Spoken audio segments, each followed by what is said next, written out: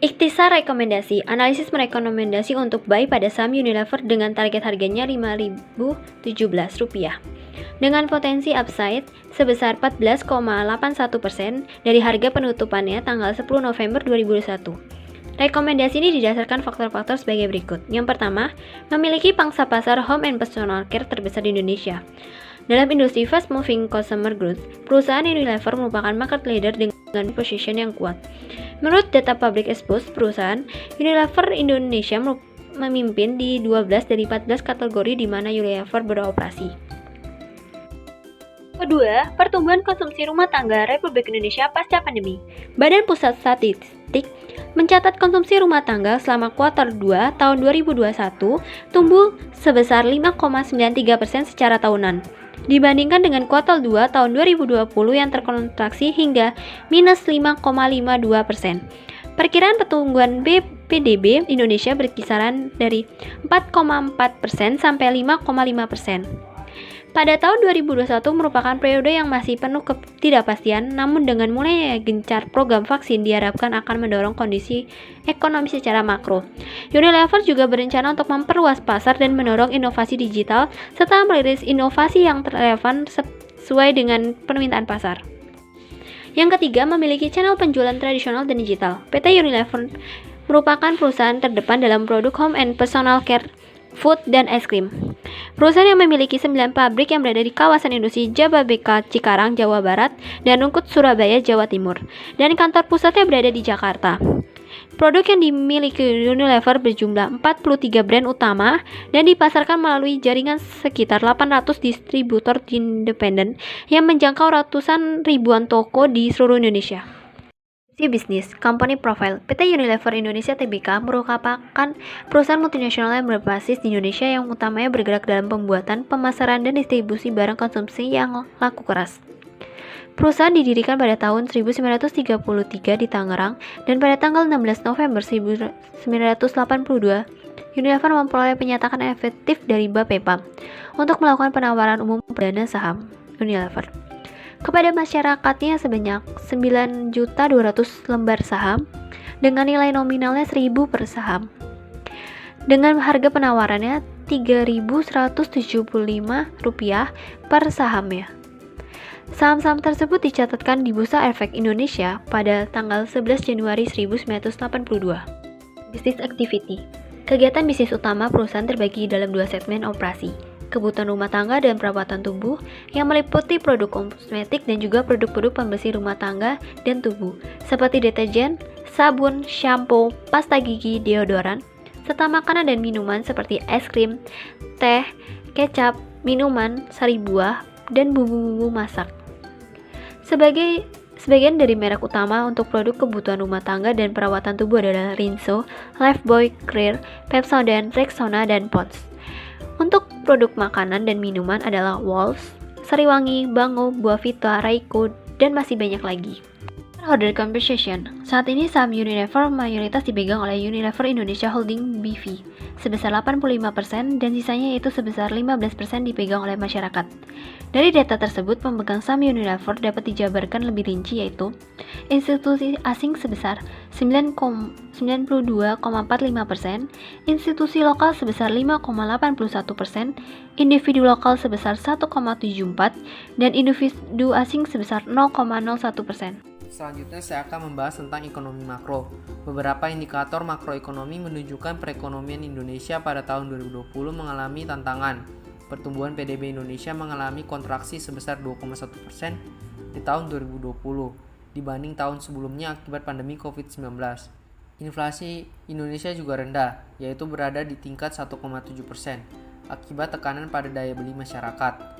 Nilai tukar rupiah di awal pandemi pada bulan Maret hingga pertengahan kuartal 2 tahun 2020 sempat terdepresiasi terhadap dolar Amerika Serikat, lalu kembali stabil dan ditutup pada level Rp14.105. Selama tahun 2015 sampai tahun 2020, pergerakan nilai tukar dolar terhadap rupiah mengalami fluktuasi yang cukup signifikan. Pada akhir tahun 2015, nilai tukar dolar terhadap rupiah sebesar 13.864 per US dollarnya, Kemudian, pada Agustus tahun 2020, nilai tukar dolar terhadap rupiah menguat pada 16.824 rupiah per US dollarnya. Namun, hingga akhir tahun 2020, nilai tukar dolar terhadap rupiah kembali mengalami penurunan menjadi 14.175 rupiah per US dollarnya. Pergerakan nilai tukar dolar terhadap rupiah menjadi aspek yang mempengaruhi kinerja Unilever.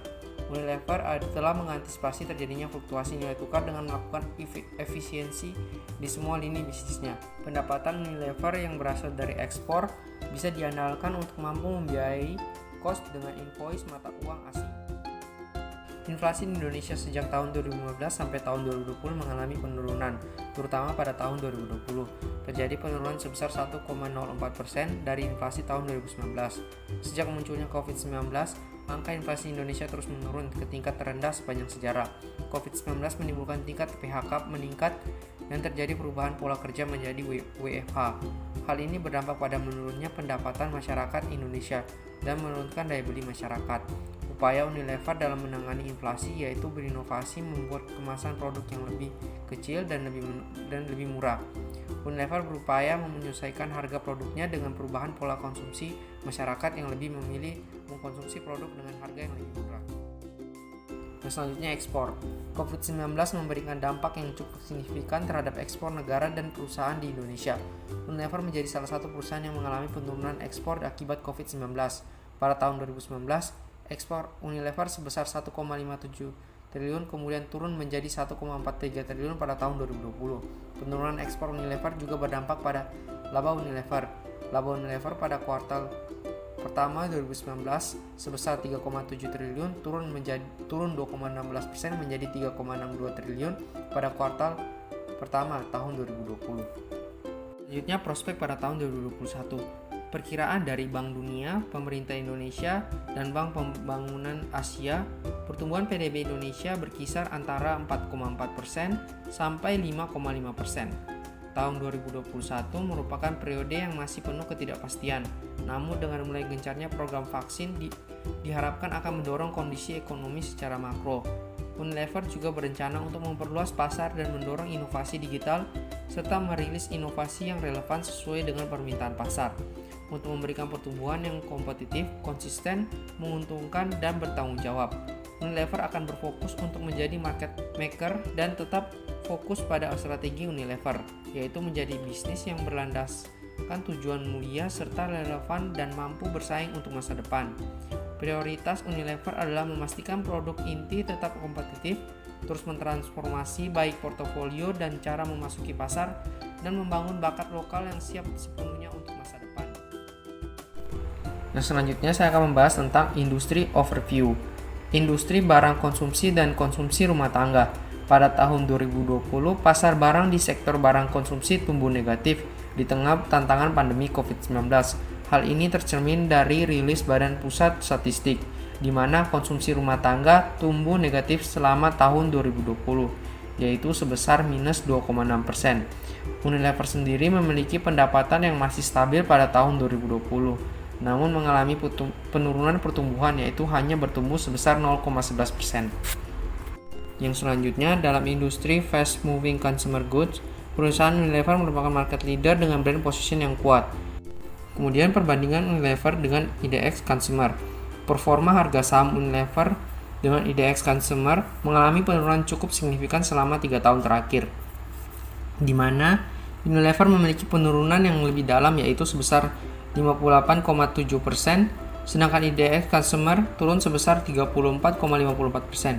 Dapat disimpulkan bahwa harga saham Unilever mengalami underperformance apabila dibandingkan dengan IDX Consumer. Analisis kompetitif. Yang pertama yaitu analisis SWOT. Di bagian strengths, PT Unilever Indonesia merupakan perusahaan terdepan dalam produk home and personal care dan food and ice cream. Perusahaan ini memiliki 9 pabrik yang berada di kawasan industri Cikarang dan Surabaya, serta kantor pusat yang berada di Jakarta. Unilever memiliki 43 brand utama dan dipasarkan sekitar 800 distributor independen yang menjangkau ratusan ribu toko di seluruh Indonesia. PT Unilever Indonesia juga membentuk Yayasan Unilever Indonesia yang menghadirkan program sekolah sehat dan pondok pesantren sebagai program terpadu sejak tahun 2016 yang telah menjangkau 10 juta anak di 41.847 sekolah dan pesantren di seluruh Indonesia. Berbagai program pelatihan bagi guru dan siswa beserta fasilitasnya juga telah disediakan untuk terus menanamkan perilaku hidup bersih dan sehat pada anak sejak usia dini di lingkungan pendidikan. Kemudian weakness. Unilever mengalami penurunan tingkat pertumbuhan sejak tahun 2018 dan telah memasuki fase mature. Setiap perusahaan tentu memiliki kekuatan dan kelemahan dari para pesaing. Oleh karena itu, perusahaan harus pandai dalam melakukan inovasi. Nah, kelemahan yang dimiliki oleh Unilever yaitu rendahnya respon pasar terhadap produk-produk tertentu, serta birokrasi yang panjang karena kebijakan sentralisasi yang menyebabkan Unilever Indonesia tidak bisa begitu saja dalam memutuskan sesuatu. Dan yang ketiga yaitu strategi harga yang bersaing. Selanjutnya, opportunities. Target pasar semakin pesat dan banyak diperlukan strategi yang semakin kuat. Perkembangan teknologi membuat perusahaan semakin mudah dalam melakukan promosi produk, sehingga dapat meraih tujuan perusahaan. PT Unilever Indonesia menjadi brand yang terdepan dan selalu waspada terhadap pesaingnya. Unilever melakukan pertumbuhan ekonomi ke wilayah Sumatera, Kalimantan, Sulawesi, dan Papua, serta memiliki potensial market yang luas. Konsumen juga memiliki tingkat ketergantungan yang tinggi terhadap produk-produk Unilever. Yang terakhir yaitu threats. Perkembangan teknologi sangat membantu perusahaan untuk mengenali peluang dan ancaman yang terjadi, sehingga perusahaan membuat strategi-strategi yang kuat dan merencanakan strategi untuk jangka pendek maupun jangka panjang. PT Unilever Indonesia memiliki ancaman fluktuasi nilai tukar rupiah. Pada saat pandemi ini, terdapat ancaman berupa menurunnya penjualan dan daya beli konsumen, serta persaingan harga yang dapat membuat konsumen lebih memilih produk lain. Selain itu, sebagian besar masyarakat juga lebih memilih produk luar negeri dibandingkan produk lokal. Meskipun sudah ada gerakan untuk membeli produk lokal, namun dampaknya masih belum begitu besar. Kemudian analisis yang kedua yaitu Five Porter. Yang pertama yaitu bargaining power of buyer. Kekuatan tawar-menawar pelanggan tinggi karena banyak produk pesaing yang sejenis dengan produk Unilever. Namun, Unilever memiliki strategi dengan secara proaktif mendengarkan kebutuhan konsumen dan menjaga kualitas produksi. Kemudian, trade of substitutes.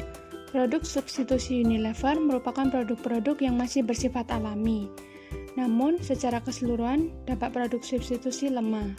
Hal ini disebabkan sebagian besar barang substitusi memiliki kinerja yang rendah dengan perbedaan biaya yang minimal atau tidak signifikan dibandingkan barang konsumsi yang tersedia di pasar. Kondisi ini membuat produk Unilever lebih menarik dibandingkan produk substitusi. Kemudian, trade of new entrants. Untuk perusahaan baru yang ingin masuk ke industri barang konsumsi akan sangat sulit, karena perusahaan baru membutuhkan modal yang cukup besar. Selain itu, di pasar sudah terdapat banyak perusahaan market leader seperti Unilever dan P&G. Lalu, rivalry within the industry. Kekuatan kompetitor cukup tinggi karena banyak perusahaan pesaing yang sejenis dengan Unilever. Selain itu, perusahaan-perusahaan tersebut umumnya agresif, sehingga semakin menambah intensitas persaingan. Unilever juga mengalami persaingan yang ketat karena adanya biaya peralihan yang rendah, yang artinya konsumen mudah berpindah untuk membeli produk pesaing. Dan yang terakhir yaitu bargaining power of supplier. Kekuatan tawar-menawar dengan pemasok tinggi, dan menjadi pertimbangan yang signifikan karena ketentuan harga dipegang oleh para pemasok. Selanjutnya yaitu estimasi biaya modal. Berdasarkan perhitungan menggunakan data laporan keuangan kuartal 2 2021, perusahaan Unilever memiliki cost of debt sebesar 2,96%. Lalu, berdasarkan perhitungan data pergerakan saham Unilever dan IHSG dari 2016 hingga 2021, menunjukkan bahwa cost of equity Unilever sebesar 10,82%.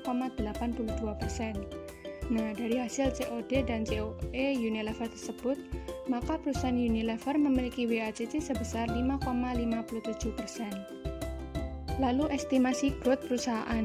Berdasarkan perhitungan menggunakan data penjualan Unilever dan GDP, growth industri makanan dan minuman menunjukkan bahwa ekspektasi growth perusahaan tahun 2022 hingga 2025 adalah dalam range 2,01% hingga 1,8%. Selanjutnya kami akan membahas dari sisi analisis valuasi.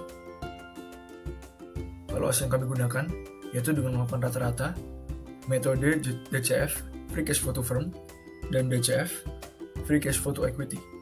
Tim analis memperoleh valuasi target harga sebesar Rp5.017 per lembar saham dengan potensi upside sebesar 14,81%. Selanjutnya, dari hasil analisa sensitivitas antara terminal growth dan weighted average cost of capital terhadap harga saham Unilever, didapatkan hasil bahwa kondisi terburuk di mana WACC Unilever tinggi dan terminal growth rendah, harga Unilever berada pada Rp4.559, dan kondisi sebaliknya diperoleh harga Unilever berada pada harga Rp5.630 per lembar saham.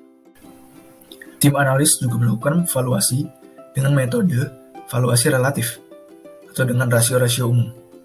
Perbandingan ini dilakukan dengan peers terhadap dua perusahaan dalam industri fast-moving consumer goods di Bursa Efek Indonesia, yaitu Ucit dan Kino, serta dengan perusahaan besar dalam industri FMCG yang tidak melakukan IPO di Bursa Efek Indonesia, yaitu Nestle India Limited dan Danone SA.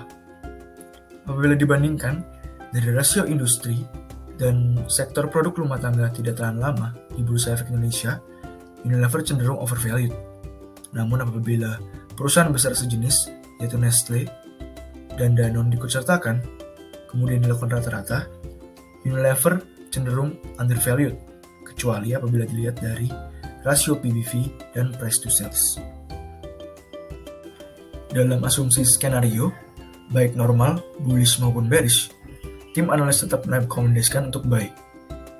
Dalam skenario bullish, didapatkan harga wajar Unilever adalah Rp5.254 per lembar saham, dengan potensi upside sebesar 20,22%. Sementara itu, dalam skenario bearish, didapatkan harga wajar Unilever adalah Rp4.932 per lembar saham dengan potensi upside sebesar 12,87%. Selanjutnya, kami akan membahas dari sisi indikator fundamental yaitu PBV Band Chart dan PER Band Chart.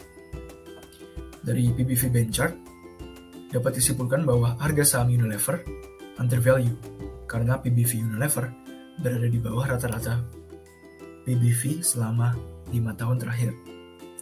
Selanjutnya dari PER Band Chart, dapat disimpulkan bahwa saham Unilever overvalue karena PER Unilever berada di atas rata-rata PER selama 5 tahun terakhir. Dari sisi revenue, Unilever mengalami peningkatan pendapatannya dengan compounded annual growth rate sebesar 2,34% dari tahun 2015 sampai tahun 2025. Dari tahun ke tahun, pendapatan ini mengalami peningkatan. Selanjutnya, dari sisi quick ratio dan current ratio, Unilever memiliki quick ratio dan current ratio yang kurang baik karena rata-rata nilai dari tahun 2015 hingga 2020 tidak mencapai angka 1. Selanjutnya, dari sisi debt to equity ratio dan debt to asset ratio, Unilever memiliki debt to equity ratio dan debt to total asset ratio yang cukup tinggi, yang artinya hutang dari perusahaan lebih besar daripada modal bersihnya. Dan sebagian besar aset perusahaan adalah hasil dari pembiayaan hutang. Mental. Sebagai perusahaan yang bergerak di industri fast moving consumer goods dengan kapasitas dan skala yang dimiliki telah mendorong Unilever untuk mengambil tindakan nyata dalam menciptakan ekosistem lingkungan yang lestari. Unilever mengedepankan pendapatan ekonomi sirkular yang artinya sumber daya tetap digunakan dalam sistem perputaran tertutup. Bukan dibuang namun biasanya dipakai kembali di setiap aspek bisnis Unilever. Hal ini akan membantu mengurangi ketergantungan pada bahan mentah baru. Dengan memanfaatkan bahan yang sebelumnya terbuang seperti makanan yang tidak diinginkan atau plastik yang berbasis minyak bumi untuk dapat dimanfaatkan kembali. Unilever juga menerapkan prinsip-prinsip United Nations Global Compact. Untuk menciptakan budaya keberlanjutan di dalam kegiatan usaha Unilever, Unilever turut serta menciptakan dunia lebih baik dengan menyelaraskan strategi dan kebijakan Unilever terhadap 10 prinsip UNGC yang meliputi hak asasi manusia, pengelolaan tenaga kerja, lingkungan hidup, dan anti korupsi. Governance. Unilever melakukan edukasi kepada masyarakat tentang kebersihan dan memastikan ketersediaan produk, khususnya produk kesehatan dan kebersihan dalam jumlah yang jauh lebih banyak daripada sebelumnya. Selama pandemi, Unilever melakukan berbagai percepatan dan melakukan banyak inovasi pada produk hygiene Unilever yang disertai iklan layanan masyarakat.